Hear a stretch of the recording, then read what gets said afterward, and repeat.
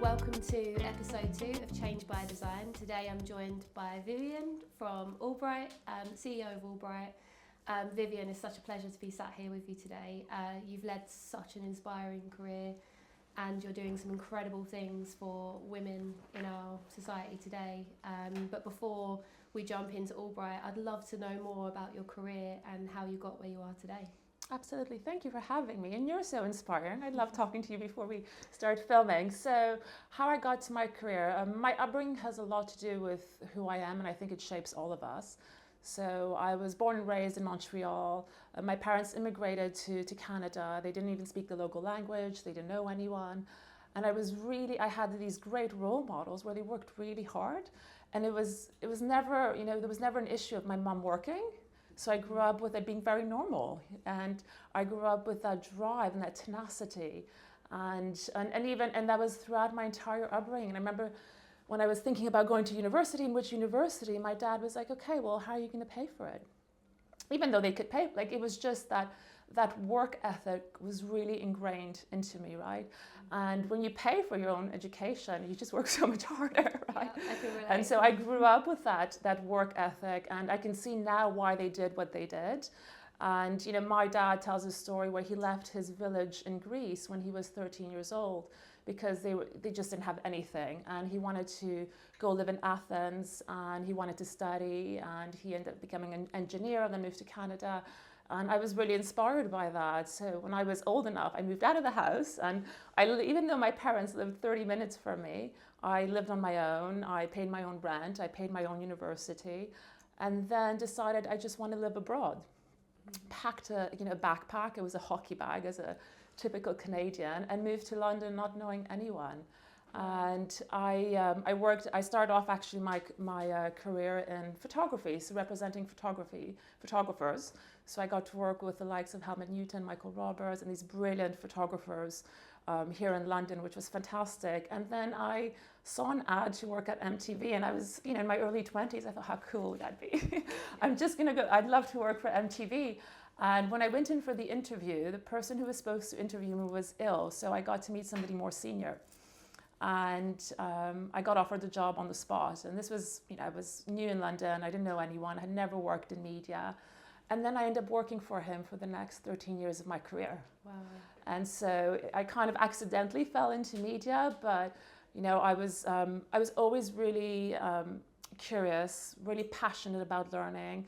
I never really stay in my lane. I'm a little bit of a magpie in the sense I'm constantly asking questions, always wanted to learn. And whenever he moved on to another job, 6 months later, when his anti-poaching clause was over, he brought me with him. And I think that's really important, having, whether it's a mentor or a coach or somebody that backs you. And I learned so much from him. And then when I got to more senior level, I really wanted to think about what's important to me. During a time of a lot of digital disruption, e-commerce was booming. I felt like I wanted to make sure that I don't get pigeonholed as just a media executive. There's nothing wrong with that, but it just wasn't for me. And I wanted to go lead an e-commerce company. So I did not look at any roles that were not e-commerce roles. I refused, and eventually I got one. So I went to run a company called Unidays, which is a marketplace for Gen Z, 20 million users. So I had a big team of 100 people and helped them grow. And then the pandemic happened.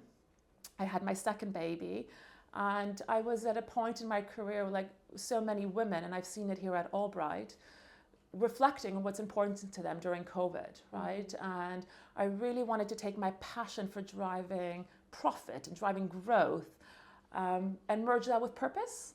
And I found myself in a place where I was constantly helping my peer group negotiate their bonuses, negotiate their salaries, and start talking to women around me about money and what they earn. And it's interesting because women don't talk about money. Yeah. Before I asked the question about how much are you making? What should I be asking? They felt uncomfortable. I said, well, I'll tell you if you tell me. And so I was in this place where I was really supporting my friends. And during COVID, I met one of the co-founders here, Debbie Waskow, and she was the only one walking in our communal garden like me aimlessly, who couldn't sit still. And we just started chatting about AllBright, and I just really fell in love with it. And she eventually offered me the role as CEO. And I came in, and similar to your story where kind of it happened quickly, I then became CEO overnight. And I didn't come in with that mindset, but it was really about how do I take my energy, my drive to help other women, but also merge that with driving profitable businesses, right? And this was a perfect combination. Wow, it's impressive. And I think there's a lot of women that will resonate to that. I'm one of them. I remember being asked earlier on in my career what salary I wanted, and I would find it incredibly uncomfortable to have that conversation. So it's incredible to see someone championing those conversations and making them normal. So yeah, thank And you. I always tell women, just when you think about a salary, double it. Right? Go in with a number that makes you really uncomfortable, because if it doesn't make you uncomfortable, you're just not aiming high enough. Yeah, absolutely. So tell us about AllBright. Tell us about the mission and what you guys are up to. Absolutely. So AllBright is the global home for career-driven and ambitious women. So our mission is really to remove all barriers for women in the workplace. We want to really champion and empower women to achieve their goals, whatever those might be. And so what makes us really unique is that we believe that in order to drive change and systemic change, you need to support women across all stages of their career. So whether you're a female founder, a mid or senior manager, a C-suite, we really focus on empowering women to achieve their goals. We do that by focusing on 3 areas. So one is around networking, the other one is around mentoring and upskilling. So we bring it to life through our physical spaces and our digital spaces. And the digital is really important because I feel really passionate about democratizing access to networking, to mentors, to learning content. Everyone should be able to access it. And that is the only way where you can really drive that change. We host about 30 events a month, which is crazy. We have 500,000 women globally as well. And we also are quickly becoming the go-to partner for corporates and helping them co-create the future workplace for women. Amazing. So tell me about being a CEO and work-life balance. You mentioned you had young children. I, for one, know how challenging that is. So how do you keep that balance? Yeah, I've got a house full of boys. I've got 2 young boys, a 3-year-old and a 10-year-old, and even my dog is a boy. And I don't talk about work-life balance. I talk a lot about work-life integration. My work is just part of my lifestyle. I absolutely love it. I feel it's such a privilege that we have here to drive change for women, right? It's such a great privilege and responsibility. What I do is integrate it really well, and not all the time, with my home life. So I carve out time for the children. So and I'm very clear with my team, because you have to model. You have to be a role model for your female team members. I do the drop-off at the beginning of the week. On Fridays, I'm always home in the afternoon. I really don't take any meetings. I do the pickup. I spend time with my children. And it's probably where I get the best thinking time, because otherwise my schedule tends to be back to back. I make sure that I'm not out having this beautiful club in Mayfair. And also, it's so addictive to meet amazing women, as we were talking about. You want to be around them all the time. So I give myself 3 nights a week where I'm out networking, meeting our community, meeting our clients and partners, and that's my maximum, right? And between me and my team, I make sure that there's always somebody else here and distribute the load. But it's hard. I was hosting an event yesterday with about 30 senior women, and we're talking about well-being and mental health. And I said, actually, yesterday, I was so mentally exhausted that during the day at around 12, I had my EA, and I just said, can you just clear my schedule for the next 3 hours? And I went home. I went home, I took a nap. Yeah. I actually took a shower and washed my hair, like quietly, without a child banging on the door. And I took my dog for a walk, and I came back because I knew I had an evening of networking, and that requires energy. And that energy in the sense, like, I really want to be present when I'm around women, when I'm interviewing them. And so I had to take that time off during the day. And I'm very open, very vocal. I had a coaching session in the morning from 8 to 10, and you forget how much that drains you. It's the most amazing thing, because you reflect on what you want to achieve, you reflect on performance, but it really drained me. And then after the coaching session, I had 3 back-to-back finance meetings that I just couldn't think anymore. Yeah. I was like, I'm going to be no good tonight. I need to go home. So it's understanding where those boundaries are and where you need to take that time off. And I most of the time I get it right, but not all the time. my little one who's 3, when he sees me, says, "You're not working? You're not going to the gym?" Those are the things. He just checks whether I'm home. And I hope that when they get older, I inspire them, right? So I try not to think about the guilt, but think about, how my parents inspired me. My mom has always worked. I mean, she's 70. She turned 70 last week, and she was here from Canada. She said to me, "Can you help me start a catering business on Instagram? Can you help me launch it?" So she's in her 5th career, and she, from a dry cleaning business to a restaurant to a pottery business, the kind of immigrant type work that you do in Canada that we see a lot of Europeans do. She just goes for it, and I was always really inspired by that. That's amazing. I mean, it's like we were speaking about just before we started recording this interview. We recently did a project on working parents, and one of the biggest takeaways we learned was the psychological impact that it has on women that we are not publicly talking about. And I think being in a leadership role and being able to say, I needed to take time out to just clear my head, where I don't have a child banging on the door or my phone's going nuts from work, and admitting that and being vulnerable and opening up to that. I think it's such an important thing to do as leaders, that we set that example. And it's one of the biggest questions I get asked is, how do you deal with the mum guilt? And I always say, for me, it's not about having perfectly balanced days every day. It's about trying to be balanced over a sustained period of time. Some days my child's going to take priority because she's sick, and some days I might have to work those couple of extra hours on the business. I mean, what's your thoughts on mum guilt? I'm going to be really honest, because I get asked this question a lot, and I almost feel bad when I answer this. I don't have any. I really... I'm really honest. I'm really passionate, and my children come first, and my family comes first. But I'm a better mum if I'm doing what makes me really happy as well.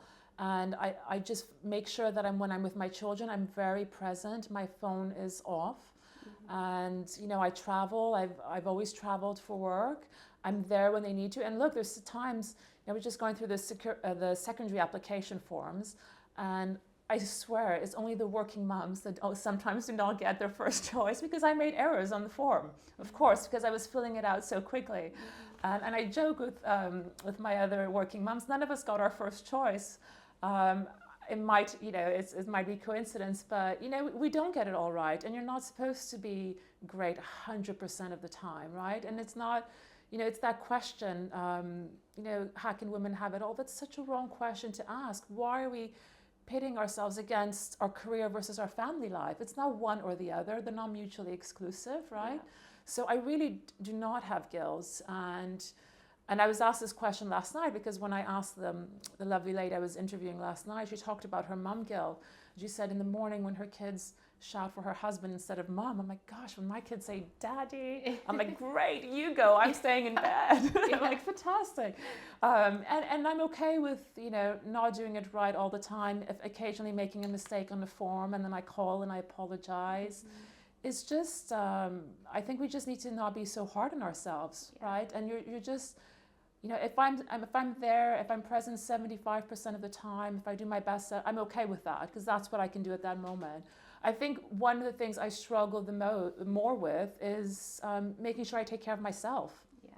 And going to the gym, and part of yesterday, me feeling a little bit out of place at work, was because I hadn't gone to the gym all week. And that takes its toll, because then I'm not a great mother, I'm not a great wife, I'm not a great boss, I'm not a great colleague. And whether it's the gym, taking a walk, it's how do you refill your cup. And I think that if you're refilling your cup regularly, then you are a better mother, you are a better friend, you are a better colleague. And I prioritize that, and that as a result makes me better across all aspects of my life. I completely agree. I have the same thing. There are weeks where I just have to cancel my diary for an afternoon so that I can go to the gym or catch up on sleep, so that I can keep showing up for other people. And I find that when I am with my child, I am more present because I've had the headspace and the break. But it's so easy as a working mother to prioritise, my team need this and my child needs this, and you end up being at the bottom of that list. So it's nice to know that I'm not the only one that goes through that. So yes, I know you're passionate about gender equality. How do we look to solve gender inequality in the workplace, and what is your opinion on the most prevalent issues today? Gosh, how long do you have, Lauren? How long is this episode? So there are many challenges. I think I'll start with there's never been a better time to be a woman in the workplace, right? Because you have choice. We've seen some of the great results through the Rose Review and more female founders. We've seen more young female founders. So when you look at the results this year from the Rose Review, the rise of female founders came from the younger demographic. And that's really interesting is that, you know, I feel like they're taking control of their careers.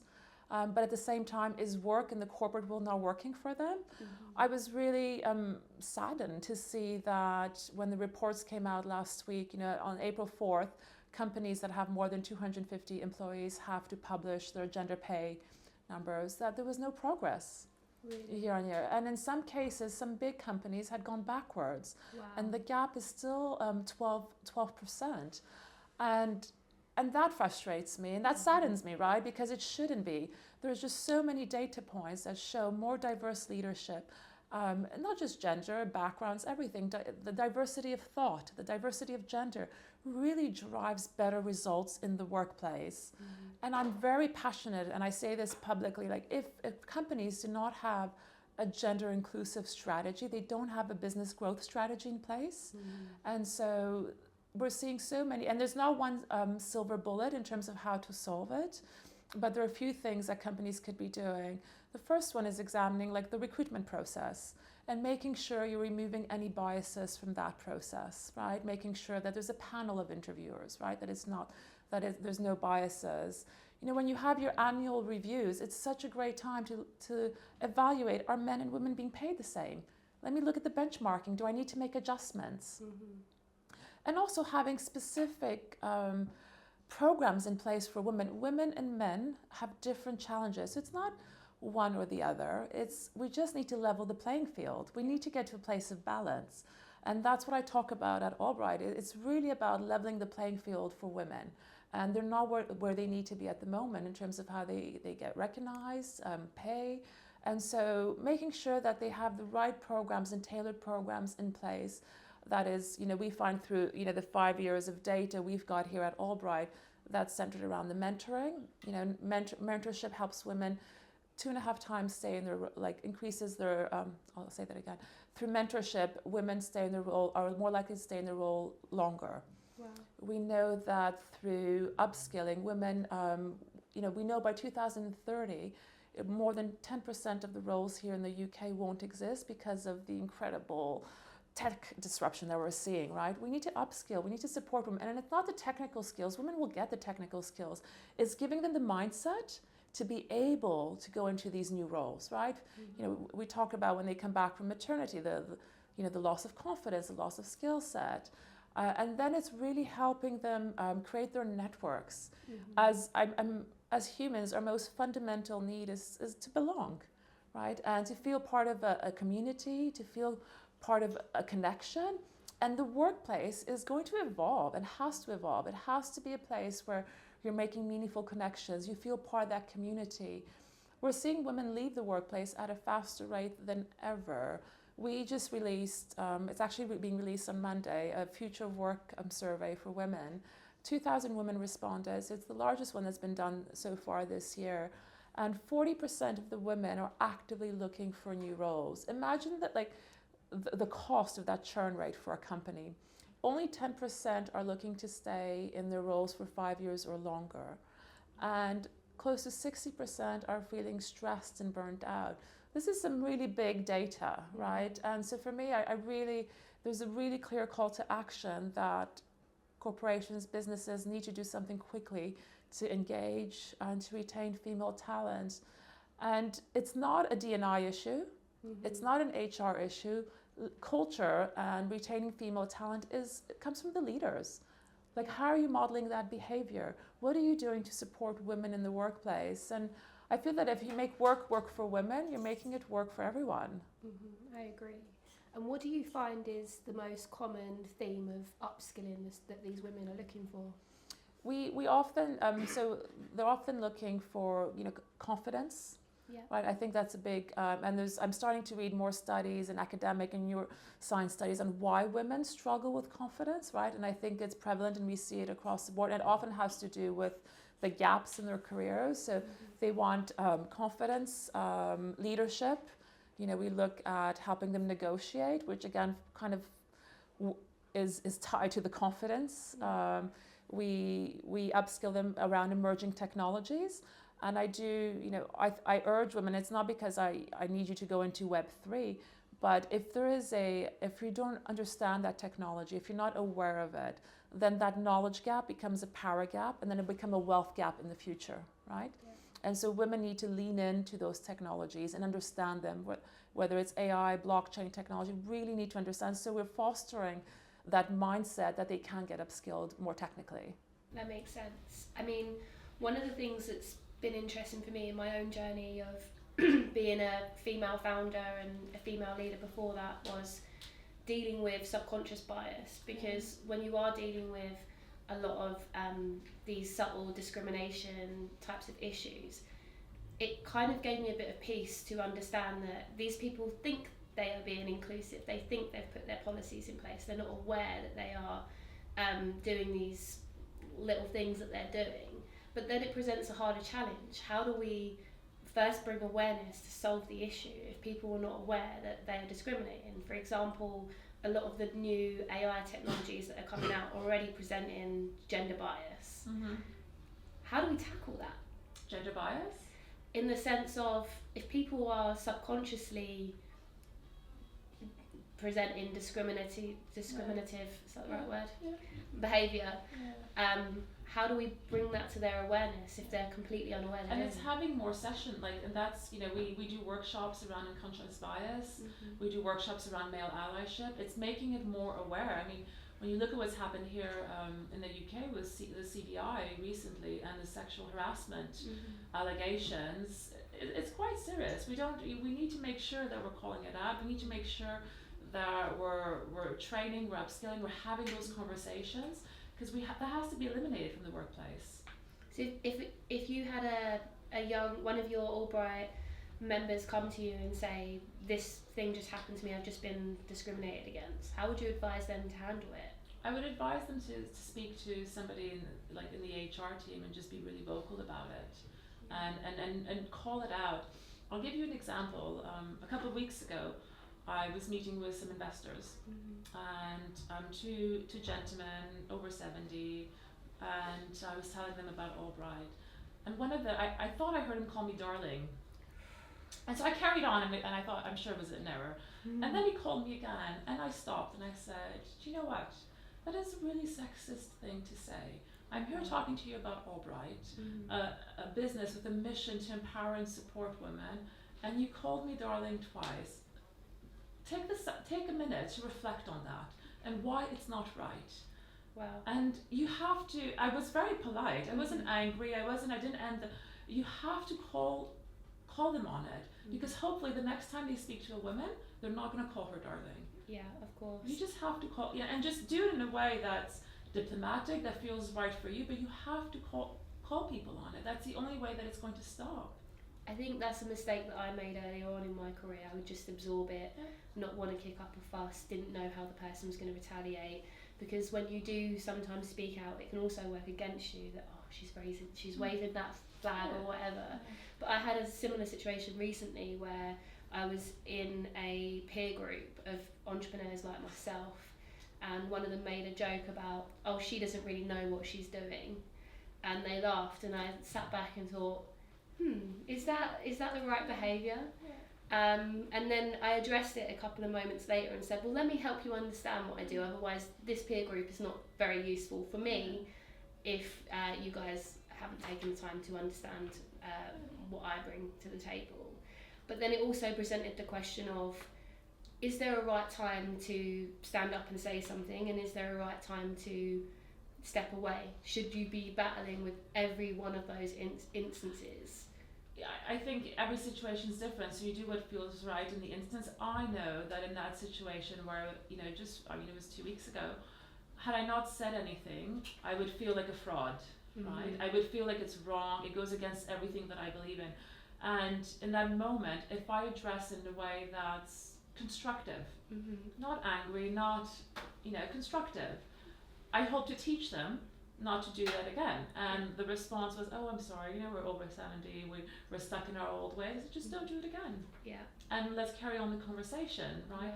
And I think it's the way we approach it. So it's how do we speak about it in a way that doesn't feel threatening, but then drive change, right? Because the more we can talk about it openly, just say, look, it's just not right, reflect, look who you're speaking to, and they're like, oh, okay, I'm sorry. And it's just that might not always work, but I think just do it in a way that feels right for you, because at the end of the day, it's, if you just have to look in the mirror and be proud with your integrity, your values, your purpose. So had I said that to them and they reacted in the wrong way, I would have just ended the call. And I thought, well, I still did the right thing, and I would have moved on from it. Yeah, no, I appreciate that. And I think for me, as someone that tends to really want to fight for women, and even by doing these episodes, I also know that sometimes you have to draw a line and protect your own boundaries. So I can call it in the moment, but then is it on me to then, my instinct would be, right, we're going to run workshops and we're going to help you guys understand, and I'm like, should I do that? Where, and knowing where that line is of how much time do I invest to driving this change, because there's just so much of it, right? There's so many of these issues across the industry. So it's really interesting to hear your take. So you have achieved some amazing things over the years and held some really influential positions. So what tips would you give to the next generation of female leaders? Firstly, thank you. A few. So let me think. I often say disappointing others is a good habit to cultivate, because as women, we often have this altruistic goal, vision that we're there to please everyone. And the quicker you can get really comfortable with disappointing others, the better. Yeah. And that comes with, that's around protecting your boundaries. That's around being okay with not always being perfect. I'm totally fine with disappointing others. And it's really, really important. And when you think about it, when you reflect that comment, you're really comfortable with disappointing others or cultivate that habit, it makes you uncomfortable, right? Because we don't want to disappoint others. But I'm really passionate about being okay with disappointing others. And I say it to my team, and I talk, it's something that I think is really important that women need to get to grips with, right? And then I'd say the next one is surround yourself with people that make you feel like you're 10 feet tall, right? My role is to lift others up as I rise, right? All of our roles collectively as leaders, managers, doesn't matter what level you are, you got to lift others as you rise. And to do that, you have to surround yourself with the right people. The faster you realize that, the better. I wish I had networks like AllBright when I was moving up in my career, because it makes such a difference when you share experiences, that you're not the only one going through something, and lifting others and making others feel like they're 10 feet tall, and others that make you feel, is just really important for your mental health, your confidence, all of that. And then the last, networking is the most important thing you will do for your career. It's so important. Your jobs, your sense of belonging, your community. Take the time to invest in yourself. And I went to an event recently that a friend in the industry invited me, and at the end of and it was great, packed, senior leaders within media and advertising. And he said at the end, Viv, what did you think about the event? I said, I loved it, but you have to have more women here. There just were not enough women. He said, I start the invite list with 75% female. And then I end up just having 25%. And it's just take the time, make the time to network. Men do it so well. And it's just the most important thing that you'll do. I'm going to add one more. Embrace the qualities that women have naturally, which is around empathy and vulnerability. Because leadership has changed and has evolved, and there's always this debate: are you seen too soft if you're vulnerable? Are you seen too soft if you're empathetic? You're not. And there's a way to be a strong leader, but be empathetic, show vulnerability as well. I love that. And your first point around disappointing others, it really speaks to me, because that was one of my biggest transitions when I stepped into a CEO role. I'd gone from being a design director where you're hardwired to learn how to play politics and everyone has to like you and you have to be friendly and bubbly and all of these things. But as a CEO, it's impossible to be liked by everybody. You can't. And that was a really tough lesson for me to learn and be okay with the fact that I might be a bit like Marmite. Some people are really going to respond to me and others won't. And I think it took a long time for me to learn how to really love myself and accept myself, to be comfortable with the fact that not everybody is going to be my person, so to speak. So that really and it takes time to get there, doesn't it? Because I wasn't always like that. And I know moving up, I wanted to be the one everyone liked to work with. I was always very positive. I still am, but I always tried to please others around me because I thought that's what I needed to do to get promoted. And then if somebody didn't agree with me or didn't respond, that I would take it really personal, and it's not personal. And as leaders, you have to make difficult decisions, and that'll make you unpopular. And you have to be okay with that. Yeah, I agree. And your point on networking, this is a new thing for me, networking. I started to do this about 6 months ago. I'm usually the person, I make jokes, I prefer to be in the cupboard doing the creative stuff and let the rest of the team do the networking. And now I'm having to branch out and actually make friends in the world around me, especially as a lone female founder. Do you have any tips for someone like me that is quite new to networking? Aside from joining AllBright, I just put yourself out there. Think about your personal brand, and I think that the secret to building your brand is just starting. Right? So many people don't want to think about it. Who am I to build my personal brand? But you have to, right? So think about, what do you want to be known in the industry for? What is your expertise? And then what does that plan look like for you? So where do you need to be posting and talking and being a thought leader? What events do you need to be at? And it's part of my job, but I'm a natural extrovert and I'm so curious. So when I go to events, I speak to everybody. And I'm always saying hello and understanding where they're coming from. If there's somebody on their own, I will always go up to that person and sit with them, right? So I think finding that tribe, those women, and the environment that makes you feel comfortable. We try to take the work out of networking. So when we have our events at AllBright, we have one event, a monthly event that's open to our digital members called AllBright Meets. And it's our most popular event. We get about 80, 90 women here, and they love it, and they leave with like such a bounce in their step because they've met all these amazing women.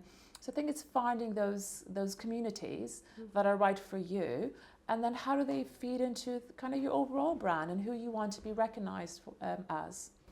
Yeah, that's great advice. I think for me as well, being a neurodiverse person, the first time I walk into a new environment or a network environment, my instinct is to freeze and go and stand in the corner.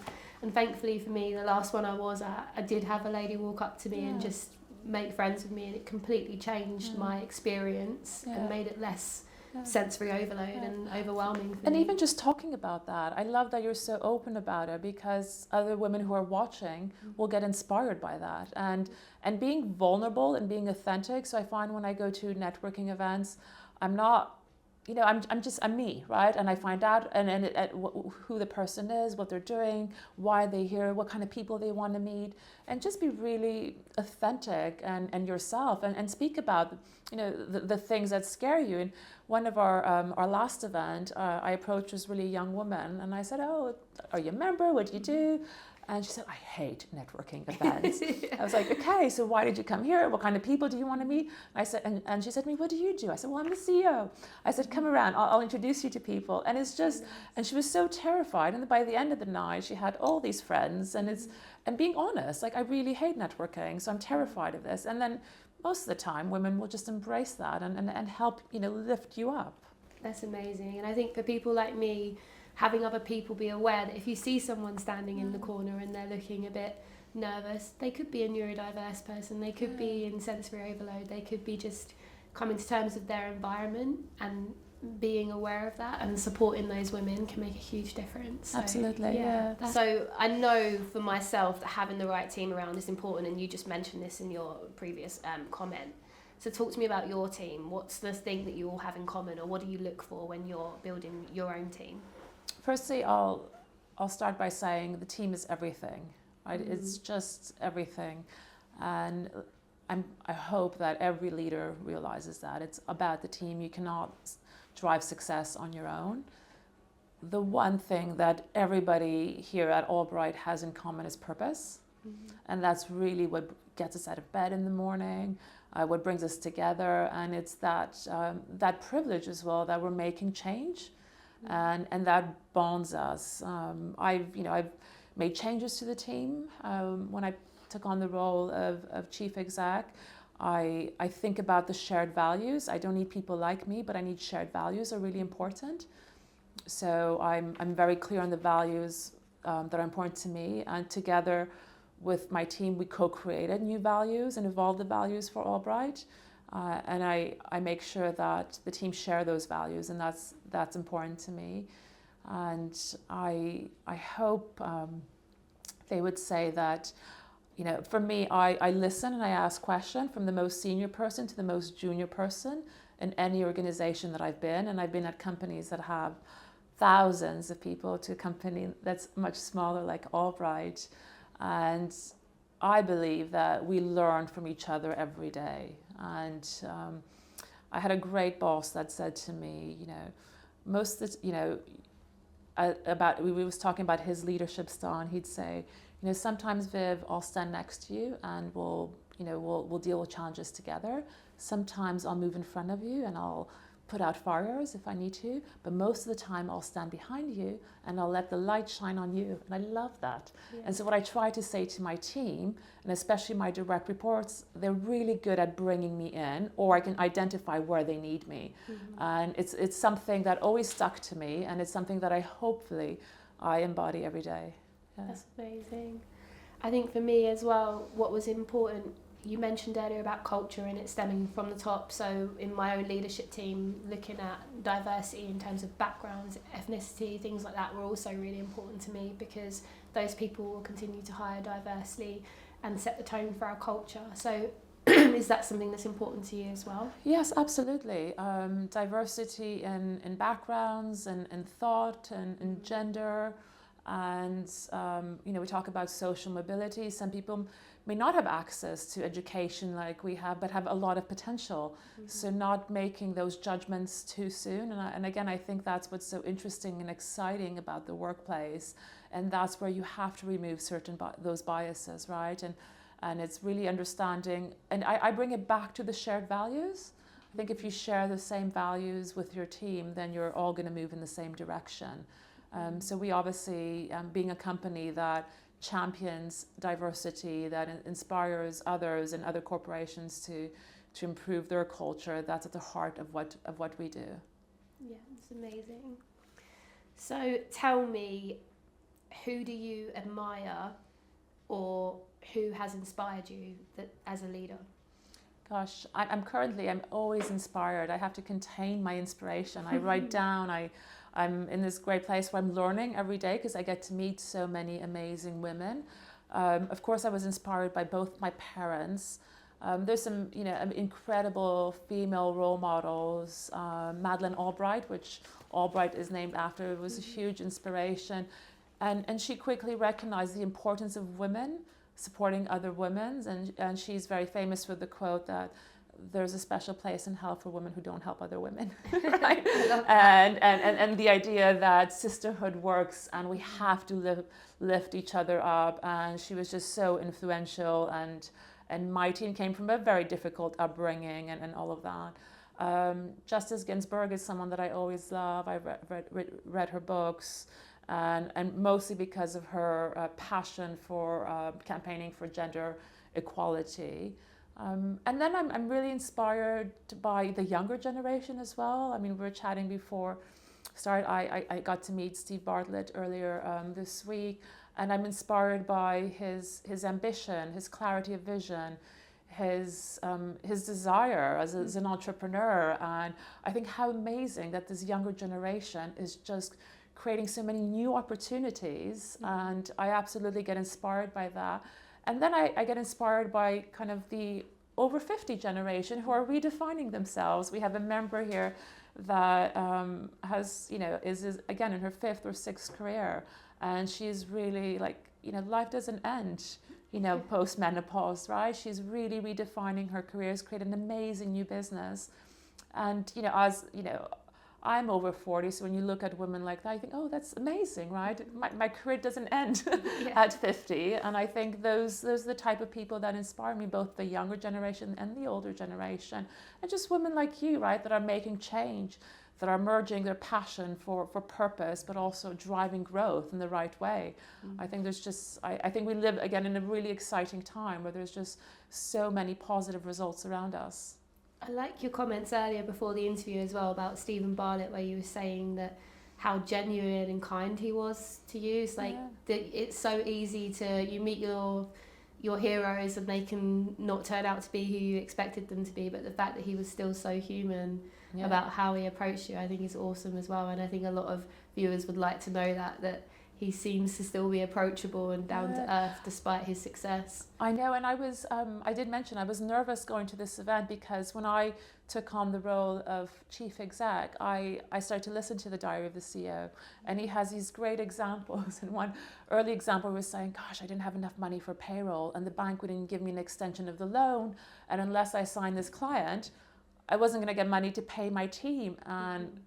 And then he talks about his tenacity and then how he got a signature in the meeting and he took it to the bank. And I love those stories, and it drives you. So when I got invited to this intimate Q&A, I thought, gosh, I hope he's what I think he is, because you never know when you're filming a podcast, and it could be, structured in a way where. But he was just so kind and so generous, and not just to me, to others. There was a group of us who stayed on to speak to him one-on-one. I think it took like an hour to speak to everybody. And he was also very, where he didn't know the answer, he was like, oh, I got to think about that. And that's okay as well. And it's that, he said something that I really loved. And one of the questions that the audience asked is, what have you learned from interviewing everyone? He said they were all the same. Wow. Right? We all go through the same challenges. We all have the same fears. We all go through similar journeys. And what he does so well is bring those out and tell those stories. And we all have a story to tell. It's amazing. Yeah. Do you have any campaigns or projects coming up that you want to share? I saw something about you partnered with Chelsea. I actually used to work for Chelsea, so I know a little bit about Chelsea Football Club. What did you do? I was a designer there, so I worked on some of the digital platforms much earlier in my career. Yeah. Oh, fantastic.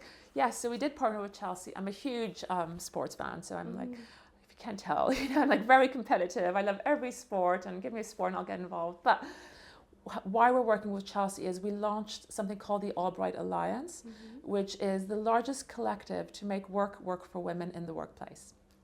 Work, yes. Making sure I said that. It's quite, make work for all women. And the reason why we launched that is one of my observations when I joined AllBright, I love the feedback we get from our members, how we're helping them overcome challenges, get promoted, get a new job, but there is power, we can't do it alone, right? So there is power in the collective.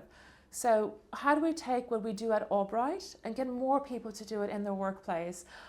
As much as I'd love to have a club and every key city, that's not scalable. But what is scalable is to think about how do we take the impact and translate into the workplace for good.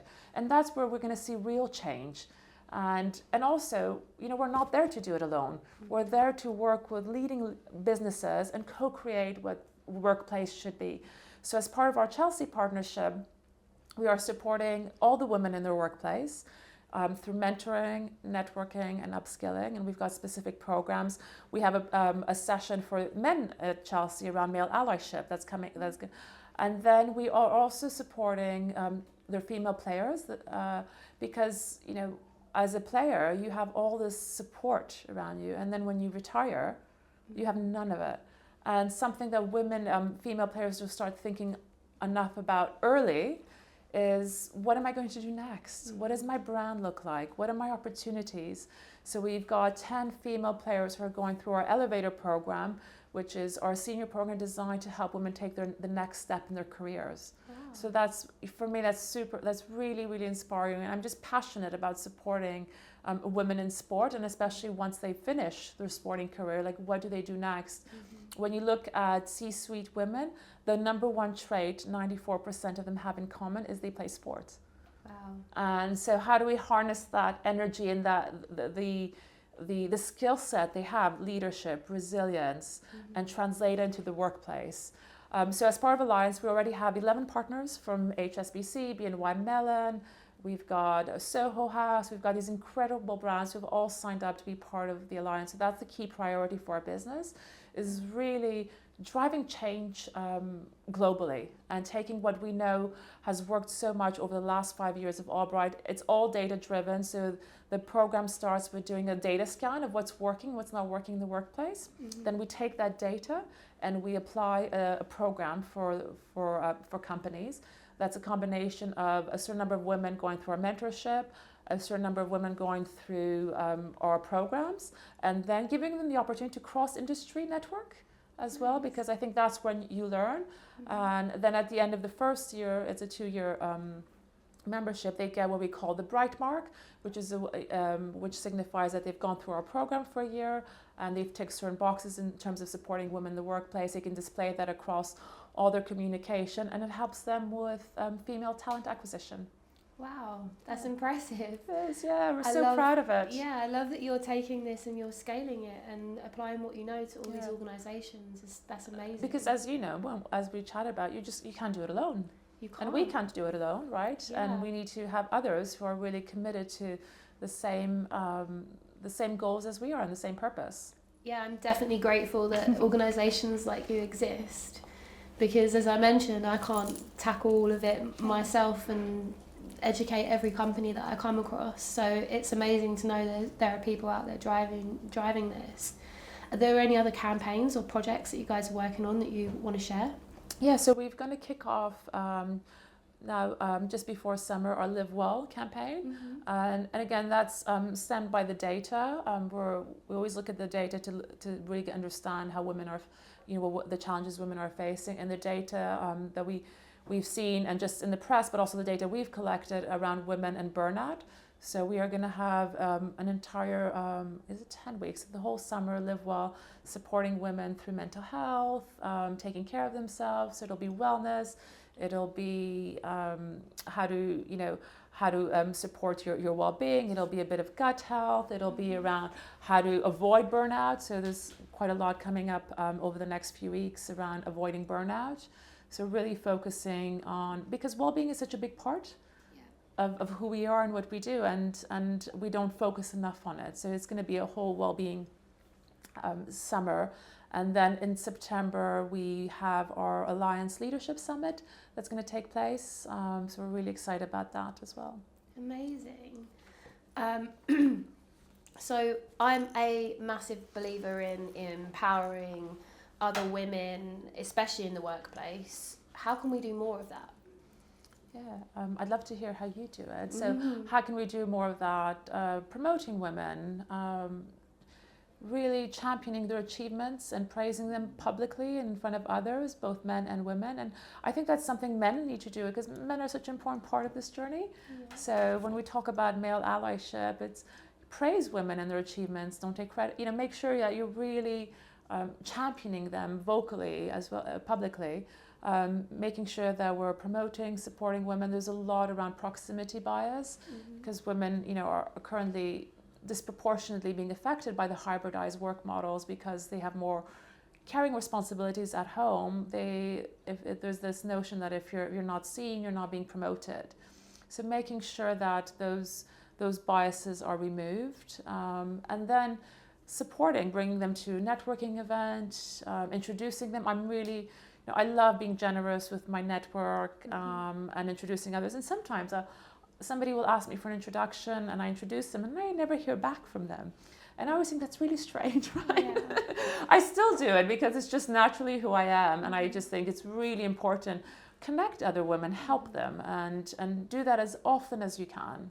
Yeah, I completely agree, and I guess that's kind of what I'm doing with these episodes and Change by Design. My intention is to find women like yourself and help tell your story and the amazing things that you're doing to support more women in finding these resources.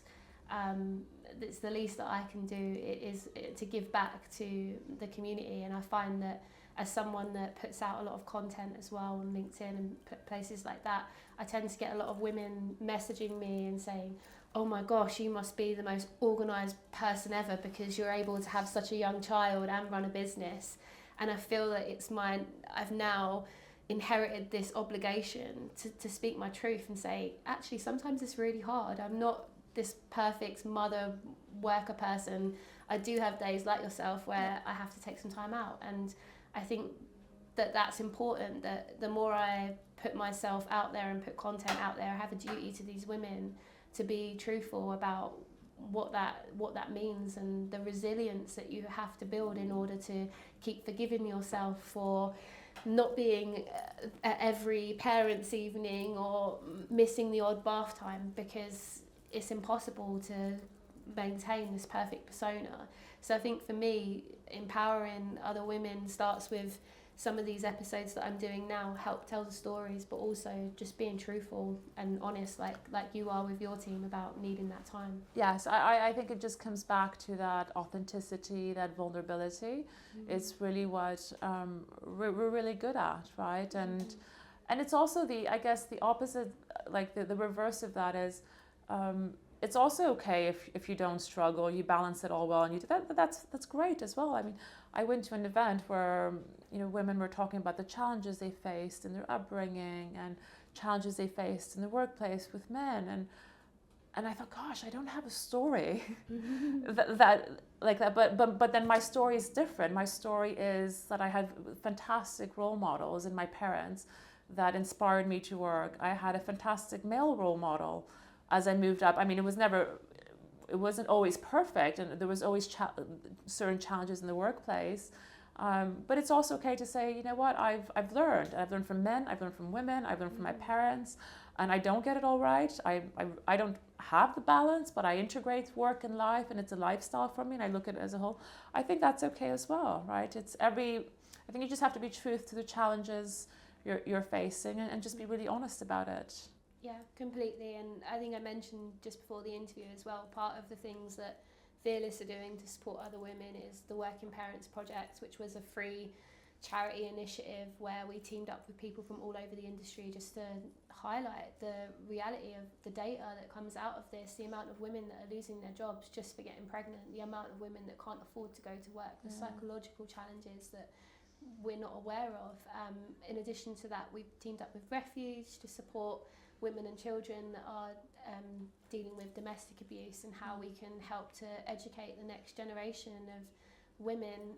I mean, gosh, I don't even know how to respond to that. There's just so much in there. But Sorry. No, it's great. I love it. And I definitely, when you think about childcare costs and the challenges mothers are facing, that's a whole episode in itself, right? There are millions of women who want to work but cannot because of childcare costs. The cost of childcare here is a third of someone's salary. I mean, that is just so high. If we were supporting women who wanted to go into the workplace, that's £11 billion back into the economy. There is not enough being done to support women who want to work. Not all of them want to. Not all mums want to go back to work. For the mums that do want to go back to work, it's just they're not set up for success. I mean, I hired a young lady here not too long ago, and she had just had a baby a few months ago, and I said, why are you looking for work? So I went back to work, and my maternity cover hasn't moved on. And so I feel out of place. I mean, how is that okay today, right? And so, she's probably still, her baby's just 4 months, so it's still really relatively young. She's probably not sleeping enough. And then having to think about, how do I find another job because I'm afraid I can't retain the one I have. It's heartbreaking, and it's just not good enough. It's really not good enough. Yeah, I agree. Well, I, for one, am truly grateful for the work that AllBright is doing, and I'm so excited about the future with you steering the ship. What can we expect from AllBright in the future? Yeah, well, you can expect more of what we're doing now, more ways to empower and support women, more opportunities to network, to upskill, and also build, to be part of this incredible community. And building a community is hard. It's not about the followers you have. You can have 1 million followers but not build a community. Mm-hmm. And for me, everything we do is the members, our community is at the heart, right? And you'll see more of this kind of community-driven work. And why that's important is because there's strength in community. That's how you drive change. Yeah, I agree. Viviane, it's been great to hear about your story and the incredible work that you're doing. Thank you so much for taking the time to speak with me today, and I can't wait to see where the future of AllBright goes with you driving the ship. Lauren, thank you so much for having me and for being fearless yourself. Best of luck with everything you're doing. Thank you.